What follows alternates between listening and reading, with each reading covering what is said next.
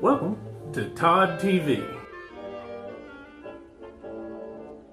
I can't speak to some of the decisions in the past, but I'll be happy to address what I can, answer your questions at this time.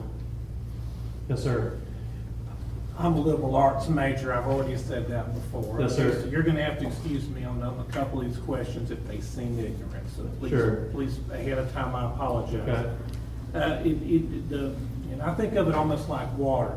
My understanding is the data stream comes in a big cable down I-85, right? Right. We have two essentially wholesale providers. That's correct. Okay. When the city of Salisbury buys it, do we buy it per unit or is it just a block or something like that? We buy, yes, it's per unit. That's correct. Okay, so if we got people that wanted 10 gig, it would cost us more.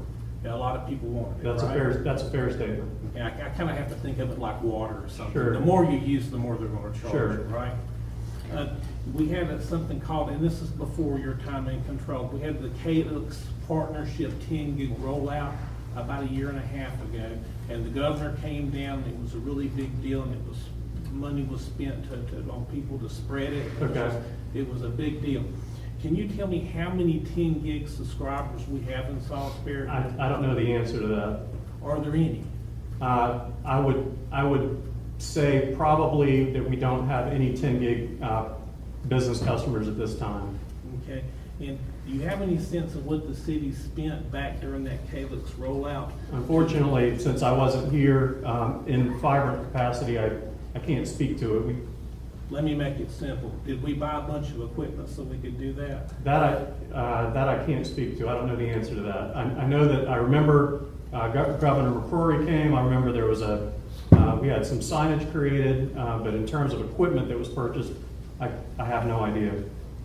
And I remember something that Councilman Hardy said the last time he ran. He came up with the idea of maybe giving away free internet to downtown, okay, free fiber.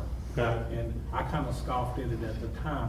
But if we wanted to do something like that, do we already have the infrastructure and the money purchased to do that? Well, the money to go that last 100 feet, that's something that is extremely expensive.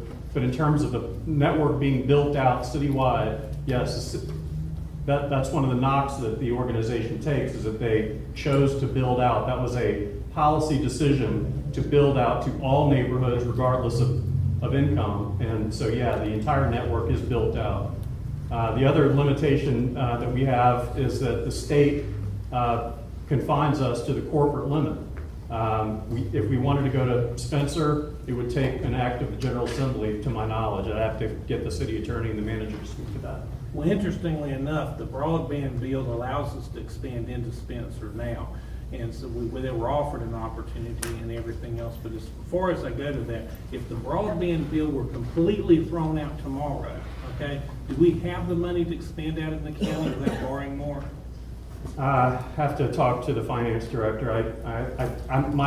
My knee jerk is that we would have to probably borrow the funds to do an aggressive build out outside of this jurisdiction. But again, I'd have to consult with the city attorney and the city manager, because my understanding that we would have to be voted in to a municipality. Yes. The other thing I would just, and this is the last one I'll ask, is we have about, I think it's 36,000 people in the city of Salisbury. Does that sound right to everybody? Am I wrong on that figure? Or is it 60? What is it, David? Do you know? Close, 34, 35. How many fiber subscribers do we have? Well, the question is how many households we have. Okay. We have about 14,000. 14,000 households. And how many subscribers? 28, as of July 31st, 2,810 residential and 429 business. Okay. At this point, do you feel like we've reached saturation point, or can we move? Yeah, I have a 60-inch by 60-inch take rate map on the wall of my temporary office, and take rates in some neighborhoods are extremely high, meaning above 40%. Take rates in other neighborhoods are extremely low, 12, 14, 18%. So saturation, I think I'd have to kind of punt and say it varies by neighborhood. The last thing is there's been media press about, I keep saying the last thing, I apologize, but There is, at this point in time, an idea out there, okay, that the Fibrant network, or part of it, was put in violation of the National Electric Safety Code, and that there's gonna have to be some repairs. Has there been any sort of an engineering study or anything to tell us what it's gonna cost to fix it? Well, I'd say that because we're in litigation, I can't comment on that. Okay, no further questions. Any other questions? I'd be happy to entertain. Okay, thank you.